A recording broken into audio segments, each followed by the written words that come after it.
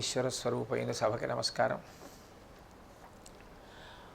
పాత పాటల పట్టుకొమ్మ అని ఒక శీర్షిక ఏర్పాటు చేసుకుని అందులో మళ్ళీ పాత పాటలలో ఒక్కొక్క విషయ సంబంధంగా విభాగాలు చేసి మీరు ఆ పాట రాసినటువంటి కవి వీటన్నింటితోటి నాకు సమాచారం పట్టుకొచ్చి ఇచ్చి దాని గురించి ఏమైనా 4 మాటలు చెప్పండి అని చెప్పి అంటే 4 మాటలు చెప్తూ ఈ సభ నడుస్తోంది గత కొద్ది రోజులుగా. అందులో భాగంగా మీరు దేశభక్తికి సంబంధించినటువంటి పాటలు కొన్ని నాకు ఇచ్చారు. ఇవాళ అందులో బడిపంతులు అన్న చలనచిత్రం కోసం ఆత్రేయ గారు రాసినటువంటి పాట. ఈ పాట చాలా ప్రసిద్ధి వహించినటువంటి పాట. నిజానికి దేశ వైభవాన్ని ఎంతో గొప్పగా వర్ణించినటువంటి పాట. ఆ పాట పాడడం కూడా అంత బాగా పాడారు నిజంగా. భారతమాతకు జేజేలు బంగారు భూమికి జేజేలు ఆసేతు హిమాచల సస్యశ్యామల జీవధాత్రికి జేజేలు. భారతమాతకు జేజేలు. ఇక్కడ భారత భూమికి జేజేలు కాదు, భారత మాతకు జేజేలు. ఇది బంకించంద్ర చటర్జీ తీసుకొచ్చినటువంటి సంప్రదాయం. మన దేశాన్ని కూడా ఒక తల్లిగా భావన చేస్తాం.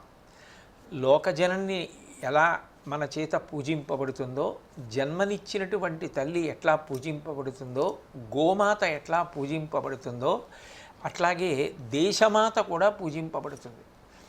ఆవిడ్ని కూడా మాతృస్వరూపంగా భావన చేసి కీర్తించడం, మనందరం ఆ తల్లి యొక్క బిడ్డలము అన్న భావనతో ఆమె సంతోషించేలా బ్రతకాలి మనమని స్ఫూర్తి పొందడం ఎప్పటి నుంచో వస్తున్నటువంటి సంప్రదాయం.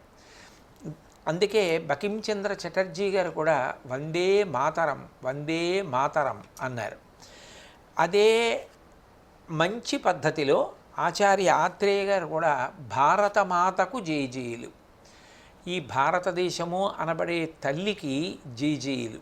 ఆ తల్లి సర్వోత్కృష్టమై ఎల్లవేళలా జయపరంపరలను పొందుచుండుగాక అని భారతమాతకు జేజేలు బంగారు భూమికి జేజేలు. బంగారు భూమి అన్న మాటకు అర్థం ఏమిటంటే ఆ కన్న కడుపు బంగారం రా అంటారు. మా తెనుగు తల్లికి మల్లెపూదండ, మా కన్న తల్లికి మంగళారతులుని కడుపులో బంగారు అంటారు. కడుపులో బంగారు అంటే ఇంగ్లీష్లో అయితే born to a golden stomach అంటారు. బంగారు గర్భం అంటే ఎంతో గొప్పది. ప్రేమ చేత, వాత్సల్యం చేత, దానగుణం చేత అంత గొప్ప గొప్ప పిల్లల్ని కని ప్రఖ్యాతి పొందిన కారణం చేత ఏ తల్లి కన్న బిడ్డలు అంటారు కదూ.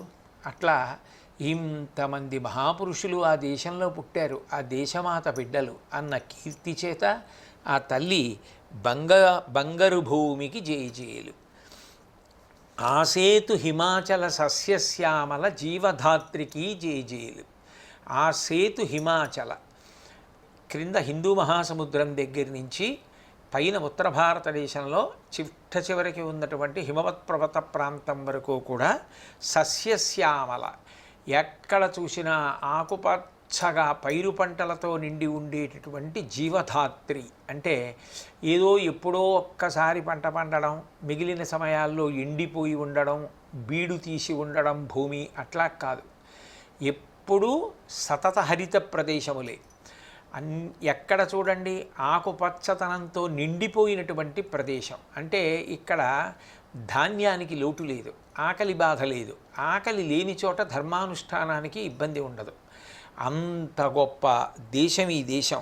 ఆసేతు హిమాచల సస్యశ్యామల జీవధాత్రికి జేజేలు. సాధారణంగా జీవనది అని ప్రయోగిస్తారు. ఎప్పుడూ ఎండిపోనిదైతే జీవనది అంటారు. గోదావరి, కృష్ణ, గంగా ఇటువంటివి. జీవధాత్రికి జేజేలు. ఒకప్పుడు పండకపోవడం అన్న మాట అన్వయం కాని భూమి, అంత సస్యశ్యామలమైన భూమి కాబట్టి జీవధాత్రికి జేజేలు. ఇది త్రివేణి సంగమ పవిత్ర భూమి. ఈ దేశం ఎంత గొప్పది అంటే ఇక్కడ త్రివేణి సంగమం ఉంది. భారతదేశం గురించి చెప్పేటప్పటికీ నదుల గురించి చెప్పకుండా ఉండరు. అయితే నదులు లేని దేశాలు ఉంటాయా? అన్ని దేశాల్లోనూ నదులు ఉంటాయి. కానీ ఈ దేశంలో ఉన్నటువంటి నదుల యొక్క గొప్పతనం ఏమిటంటే పాప పరిహారం చెయ్యగలిగినటువంటి శక్తి నదీ జలాలకి ఉండడం. అందుకు నదులలో స్నానం చేస్తారు. త్రివేణి సంగమం దగ్గర కుంభమేళా జరిగితే అన్ని కోట్ల మంది బయలుదేరి ప్రపంచవ్యాప్తంగా వెళ్ళి స్నానం చేస్తున్నారు అంటే ఏ విశ్వాసం లేకుండా ఎందుకు చేస్తారు? నదులకు కూడా అధిష్టాన దేవతలు ఉన్నాయి.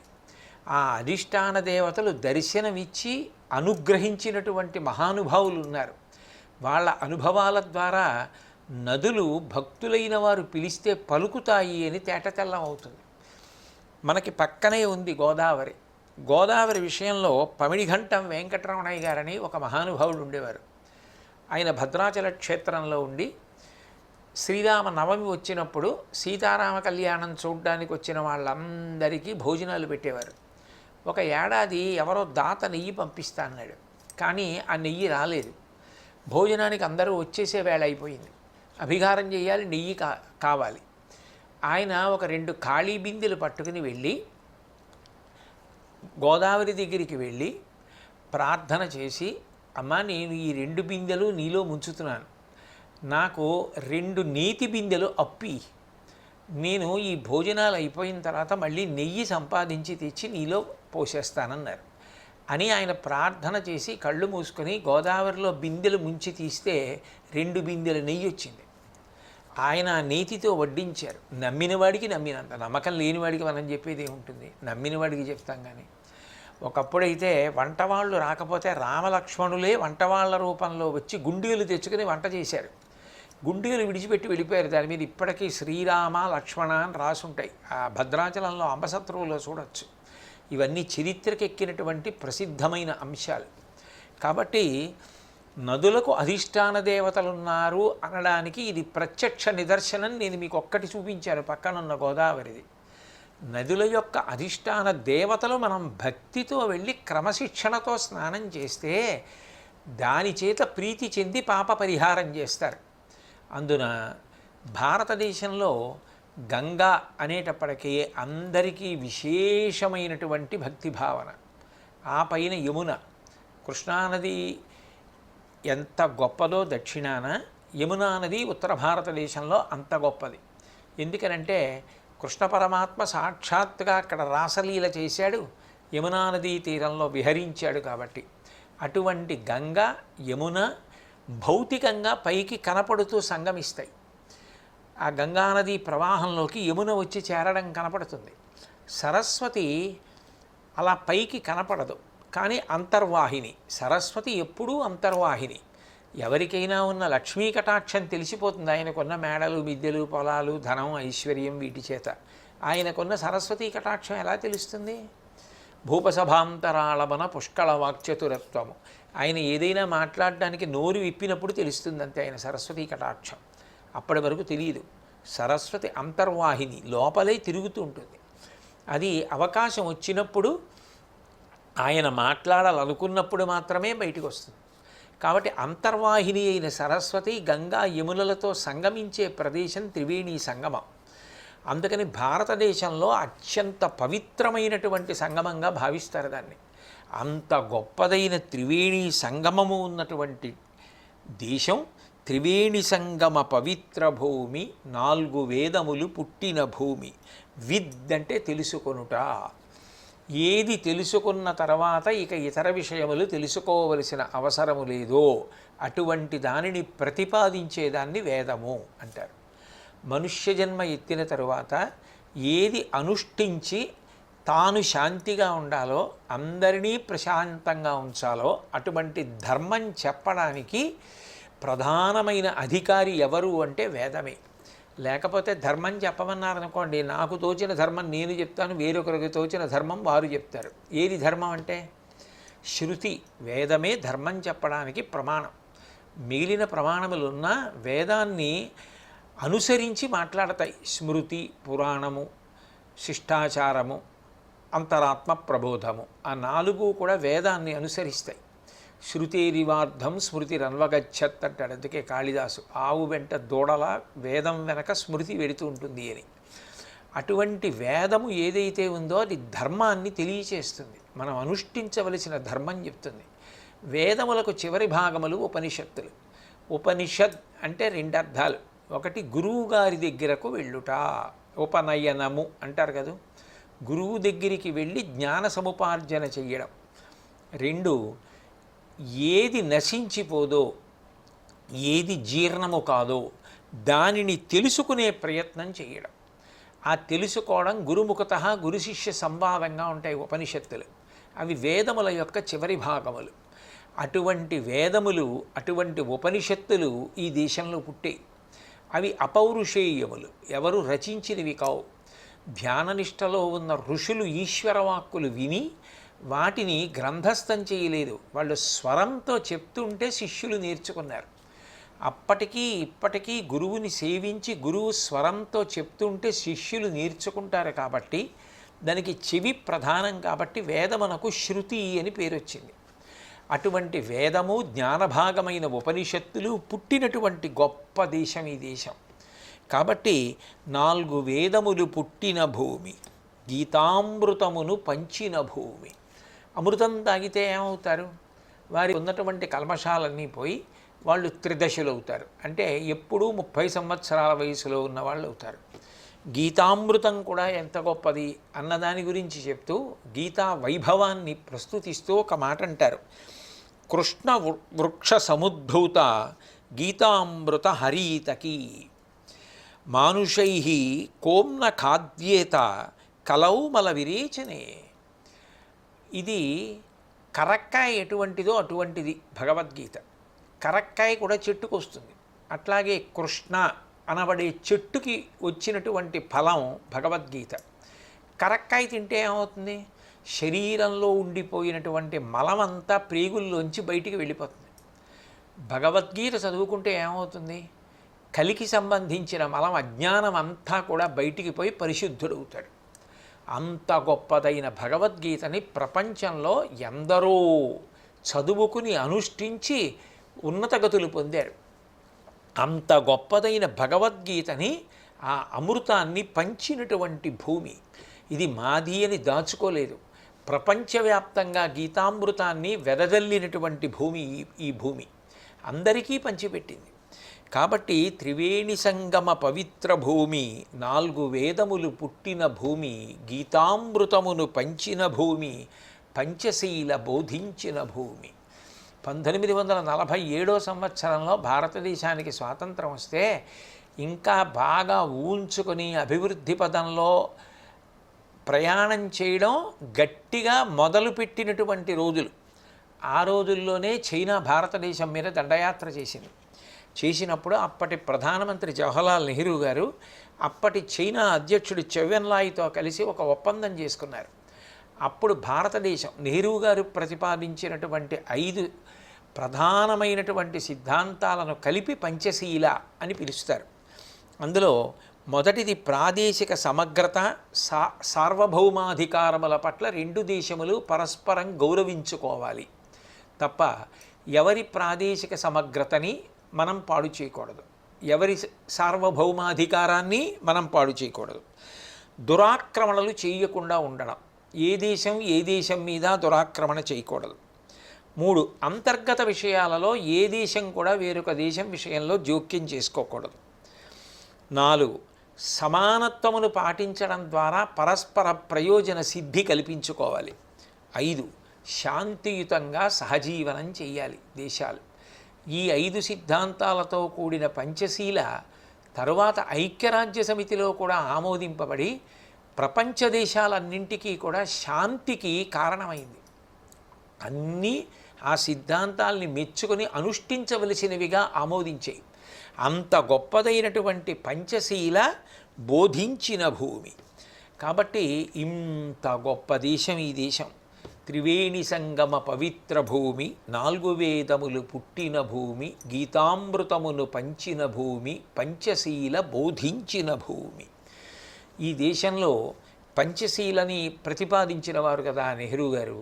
అందుకని శాంతిదూతగా వెలసిన బాపు మొట్టమొదటి నుంచి కూడా అహింసని వ్యతిరేకించి హింస వద్దు, ఏదైనా శాంతియుతంగా పరిష్కరించుకోవాలని అహింస, సత్యము, సహాయ నిరాకరణోద్యమము, ఇటువంటివే తప్ప ఎప్పుడూ కూడా హింస జోలికి వెళ్లకుండా సత్యాగ్రహం ద్వారా రవి అస్తమించని బ్రిటిష్ సామ్రాజ్యం ఆధీనంలో ఉన్నటువంటి భారతదేశానికి స్వాతంత్రం తీసుకొచ్చినటువంటి మహానుభావుడు గాంధీ గారు. అందుకని శాంతిదూతగా వెలసిన బాపు గాంధీ గారి గురించి ఐన్స్టీన్ చెప్పినటువంటి మాటలు, కాన్స్టిట్యూషన్ అండ్ కాంపోజిట్ కల్చర్ అని ఒక అద్భుతమైనటువంటి పుస్తకాన్ని రాశారు సూర్యప్రకాష్ గారని. ఆ దామోదరం లా కాలేజీకి సంబంధించినటువంటి వీసీ వారు ఓ పుస్తకం రాశారు. ఆ పుస్తకంలో ఐన్స్టీన్ గాంధీ గారి గురించి చెప్పిన మాటలు రాశారు. అందులో అంటారు Albert Einstein, I believe that Gandhi's views were the most enlightened of all political men in our time. We should strive to do things in his spirit, not to use violence in fighting for our cause, but by non-participation in anything you believe is evil. ఆయన ఎంత గొప్ప మాట అన్నారంటే, మా సమకాలీనమైనటువంటి సమయంలో మహాత్మా గాంధీ గారి కన్నా కూడా అత్యుత్తమమైన సిద్ధాంతములను ప్రతిపాదించిన వాడు లేడు. మనకి ఏదైనా కావలసి వచ్చినప్పుడు, అది న్యాయసమ్మతమైనప్పుడు దానికోసం మనం పోరాడవలసి వస్తే శాంతియుత మార్గం ద్వారా వెళ్ళడం మంచిది తప్ప హింసా మార్గము ద్వారా వెళ్ళకూడదు. గాంధీ గారు చెప్పినదే పరమసత్యము. అంతేకాదు, మనం ఏది నమ్ముతున్నామో ఆ నమ్ముతున్న విషయం గురించి చెప్పవలసి వచ్చినప్పుడు, నమ్ముతున్న విషయం గురించి మనం ప్రతిపాదించవలసి వచ్చినప్పుడు, మాట్లాడవలసి వచ్చినప్పుడు, ఉద్యమించవలసి వచ్చినప్పుడు భయపడి తప్పుకోవడం కూడా నేరమే, దోషమే. అట్లా ఉండకూడదు. అహింస, సత్యము, శాంతి అన్న మాటలకు అర్థం ఏంటంటే, మనం ఏది మనసులో అనుకుంటున్నామో, ఏది నమ్ముతున్నామో అది అంత నిర్భయంగా చెప్పగలగాలి కూడా. అటువంటి వ్యక్తి గాంధీజీ అని ఆ రోజులలో ఆల్బర్ట్ ఐన్స్టీన్ లాంటి మహాత్ముడు గాంధీ గారికి కితాబునిచ్చారు అంటే ఆయన ఎంతటి శాంతిదూతో మనకు అర్థమవుతుంది. శాంతిదూతగా వెలసిన బాపు, జాతిరత్నమై వెలిగిన నెహ్రూ. కొత్తగా దేశానికి స్వాతంత్ర్యం రాగానే విదేశాలతో గొప్ప సంబంధాలు ఏర్పాటు చేసుకొని దాడికి దిగిన చైనాతో కూడా స్నేహం ద్వారా సంబంధాలు చక్కపెట్టుకోవడానికి ప్రయత్నం చేస్తూ, పంచవర్ష ప్రణాళికల ద్వారా, ఆనకట్టల ద్వారా దేశాన్ని అభివృద్ధి చేయడానికి ఒక పక్కన ప్రయత్నం చేస్తూ అలుపెరిగని పోరాటం చేసినటువంటి నెహ్రూ గారు చిరస్మరణీయుడు కదా. అందుకని జాతిరత్నమై వెలిగిన నెహ్రూ, విప్లవ వీరులు వీరమాతలు ముద్దుబిడ్డలై మెరిసే భూమి. ఎంతమందో విప్లవ వీరులు వీరమాతలు. ఇందులో ఈ విషయం నేను చెప్తున్నప్పుడు నాకు ఒక విషయం జ్ఞాపకానికి వస్తోంది. ఇందులో remembering the martyrs of freedom struggle అని ప్రొఫెసర్ సూర్యప్రకాష్ గారే ఒక పుస్తకం రాశారు. అందులో అసలు అన్సంగ్ హీరోస్ అంటే అసలు మనం గుర్తించి వాళ్ళ గురించి చెప్పుకోనటువంటి వాళ్ళు, దేశం కోసం ఎంతో కష్టపడినటువంటి వాళ్ళ గురించి ఆయన పుస్తకంలో రాశారు. అందులో ఆశ్చర్యకరమైన విషయం ఏంటంటే, స్వాతంత్ర సంగ్రామంలో పాల్గొన్నటువంటి యోధులలో అందరికన్నా చిన్నవారు ఎవరు అంటే 12 సంవత్సరాల వయసున్నటువంటి బాజీ రౌత్. ఆయన భారతదేశ స్వాతంత్రం కోసం అంత చిన్న వయసులో ఎంత ధైర్యానికి ముందుకి వెళ్ళి చూపించాడంటే, బ్రాహ్మణి అని ఒక నది, ఆ నదిని కానీ బ్రిటిష్ వాళ్ళు దాటితే అనేక మంది మీద కాల్పులు జరుపుతారని రాత్రి కాపలా పెట్టి ఈ పిల్లవాడిని కూడా ఒక పడవలో కాపలా పెట్టారు. పెడితే అకస్మాత్తుగా ఓ రాత్రి వేళ బ్రిటిష్ సైనికులు వచ్చి వీడు పిల్లవాడు కదా ఏం అనలేడని బెదిరించి పడవ దాటించమన్నారు. ప్రాణాలు పోయినా సరే నేను మాత్రం ఈ దేశం కోసం మిమ్మల్ని నది దాటించనన్నాడు. అయితే నిన్ను చంపేస్తామని వాళ్ళు తుపాకీ కాల్చి ఆ పిల్లాన్ని చంపేశారు. ప్రాణం వదిలిపెట్టేశాడు తప్ప ఆ పిల్లవాడు మాత్రం బ్రిటిష్ సైనికుల్ని నది దాటించలేదు. అట్లాంటి వాళ్ళు ఎంతమంది గురించి రాశారో ఆయన పుస్తకంలో. ఎంతమంది వీరులు నేల కొరిగిపోయారో. ఒక్కొక్క కారాగారం గురించి వర్ణిస్తే చదవడానికి మనకి భయం వేస్తుంది. ఆ అండమాన్ నికోబార్ ఐలాండ్స్లో కట్టినటువంటి కారాగారం దగ్గర నుంచి మెడ్రాస్ ఆ కారాగారం ఇవన్నీ చదువుతుంటే అసలు ఆ కారాగారంలో ఉండే దుర్భర పరిస్థితులు చదవడానికి భయం వేస్తుంది. అంటే అట్లాంటి చోట పెట్టేస్తారని తెలిసి కూడా స్వాతంత్ర సంగ్రామంలో పాల్గొని నేల కొరిగిపోయారు. వాళ్ళు పెట్టిన భిక్ష ఈనాటి ఈ స్వాతంత్రం. వాళ్ళని తలుచుకోకపోవడం పరమ దుర్మార్గం, అన్యాయం. నిజంగా అంతటి మహానుభావులు ఎవరున్నారో వాళ్ళ వల్ల కదా ఈ స్వాతంత్రం వచ్చింది. మనం ఇవాళ ఈ స్వాతంత్ర్యాన్ని అనుభవిస్తున్నాం. కాబట్టి అంటున్నారు ఆచార్య ఆత్రేయ గారు, విప్లవ వీరులు వీరమాతలు ముద్దు బిడ్డలై మురిసే భూమి. వాళ్ళు ముద్దు బిడ్డలై ఈ దేశానికి ఇంత గొప్ప ఖ్యాతిని తీసుకొచ్చారు. అటువంటి భారతమాతకు జేజేలు, బంగారు భూమికి జేజేలు. సహజీవనము సమభావనము సమతావాదము వేదముగా, ప్రజాక్షేమము ప్రగతి మార్గము లక్ష్యములైన విలక్షణ భూమి. చాలా గొప్ప విషయం ఇది. చెప్తున్నప్పుడు నాకు అనిపిస్తుంది, బహుశా భారత రాజ్యాంగం యొక్క పీఠికని దృష్టిలో పెట్టుకుని ఈ చరణం రాశారేమో అనిపిస్తుంది. ఎందుకనంటే భారత రాజ్యాంగం యొక్క పీఠికలో మనం చెప్పుకున్న విషయం ఏది అంటే, we the people of India having solemnly resolved to constitute India into a sovereign socialist secular democratic republic and to secure to all its citizens justice, social, economic and political, liberty of thought, expression, belief, faith and worship, equality of status and of opportunity, and to promote among them all fraternity, assuring the dignity of the individual and the unity and integrity of the nation. In our Constituent Assembly this 26th day of November 1949, do hereby adopt, enact and give ourselves the Constitution. అది భారత రాజ్యాంగం యొక్క పీఠిక. అంటే మేము మా స్వంతంగా పరిపాలించుకోవడానికి ఈ రాజ్యాంగాన్ని తయారు చేసుకుని ఈ నవంబర్ 26, 1949 సంవత్సరంలో రాజ్యాంగ నిర్మాణ సభ దీనిని ఆమోదించి చట్టంగా చేసింది. ఈ రాజ్యాంగం ప్రజలందరికీ కూడా ఈ దేశం సర్వసత్తాక, ప్రజాస్వామిక, తర్వాత గణతంత్ర, సోషలిస్ట్ అంటే సాంఘిక, అందరూ సమానత్వంతో కూడిన వారుగా ఉండేటట్టుగా ఈ రాజ్యమును మేము తయారు చేసుకుంటున్నాం, అట్లా ప్రకటించుకుంటున్నాం అని మనందరం చెప్పుకున్నాం. ప్రజలందరికీ కూడా న్యాయము, అది సాంఘికంగా కావచ్చు, ఆర్థికంగా కావచ్చు, రాజకీయంగా కావచ్చు, లిబర్టీ ఆఫ్ థాట్, ఆలోచించడానికి స్వేచ్ఛ, ఎక్స్ప్రెషన్, మాట్లాడడానికి, belief of faith and worship, మన ఇష్టం వచ్చినటువంటి విశ్వాసాన్ని పొంది ఉండడానికి, అట్లా మనం ఆరాధన చేయడానికి, equality of status and of opportunity, అందరికీ సమానత్వం కల్పించడానికి, అందరికీ సమాన అవకాశాలు కల్పించడానికి, and to promote among them all fraternity, assuring the dignity of the individual and the unity and integrity of the nation. ప్రజలందరి మధ్యలో సోదరిభావం ఏర్పాటు చేసి వ్యక్తి గౌరవాన్ని నిలబెడుతూ అదే సమయంలో భిన్నత్వంలో ఏకత్వాన్ని దేశంలో సాధిస్తూ మేము పురోగతిని సాధిస్తామని ఈ రాజ్యాంగం యొక్క పీఠికలో వ్రాసుకుని అంగీకరిస్తున్నామని చెప్పి మనం రాసుకున్నాం. ఏది మనం రాసుకున్నామో అదే చరణంగా ఆచార్య ఆత్రేయ గారు చెప్తున్నారు. సహజీవనము సమభావనము సమతావాదము వేదముగా. వేదం అంటే ప్రమాణం, రాజ్యాంగం ప్రమాణం, అత్యున్నతమైనది. కాబట్టి సమతావాదము వేదముగా, ప్రజాక్షేమము ప్రగతి మార్గము లక్ష్యములైన విలక్షణ భూమి.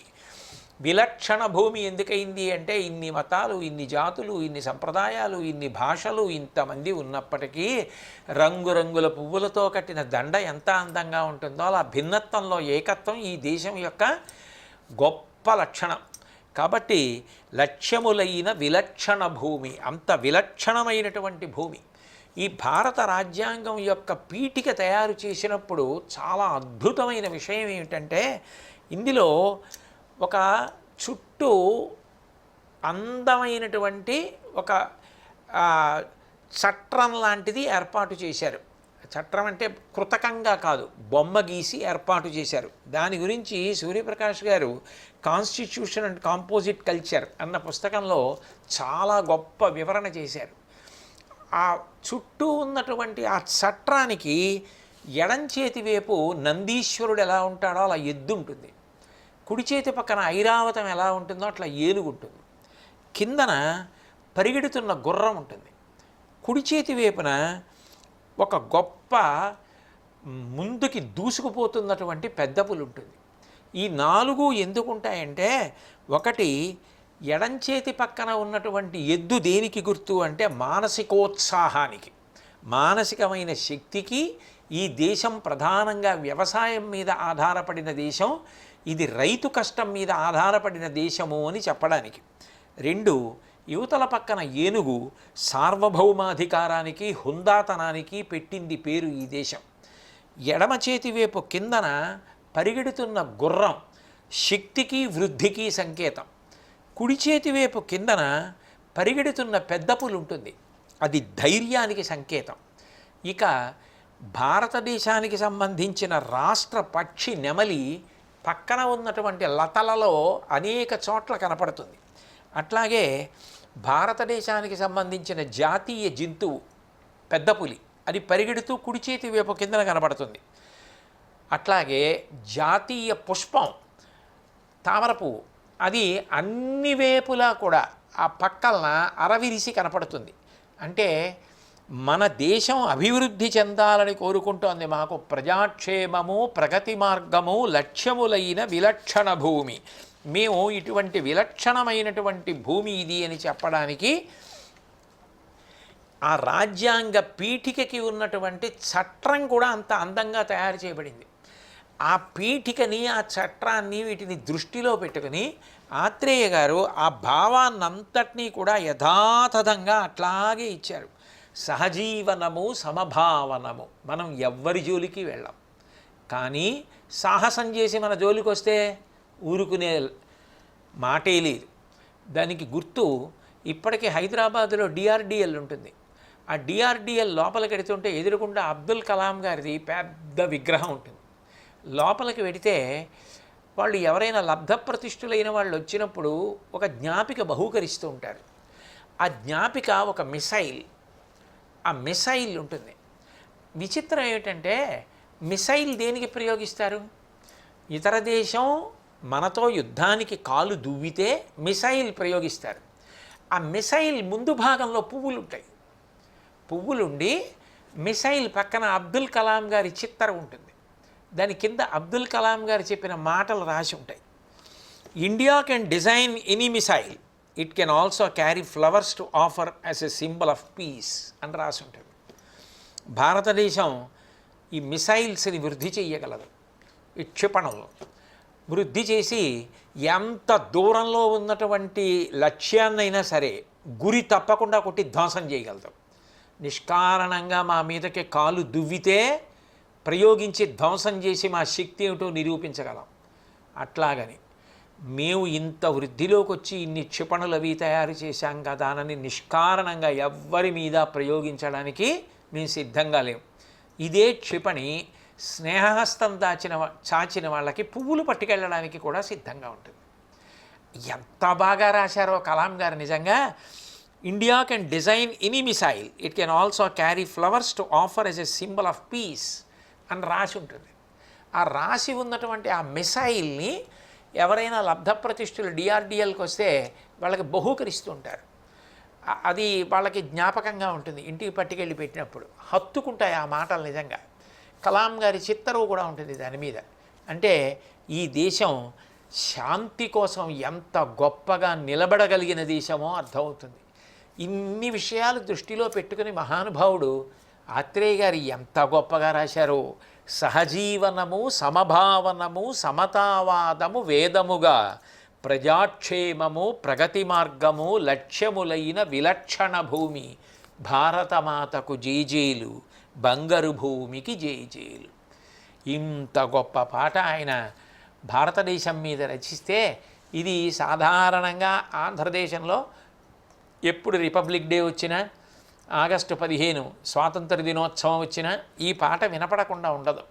బడిపంతులు చిత్రం కోసం ఆయన ఆనాడు ఏ సుముహూర్తంలో రాశారో కానీ నిజంగా రోమాంచితమయ్యేటట్టుగా అంత గొప్పగా ఉంటుంది దేశభక్తి గీతం. ఇంత మంచి పాట నాకు ఇచ్చి దేశ వైభవం గురించి కీర్తించే అవకాశం ఇచ్చినందుకు మీకే నేను ధన్యవాదాలు చెప్తూ ఈ పాట వరకు స్వస్తి.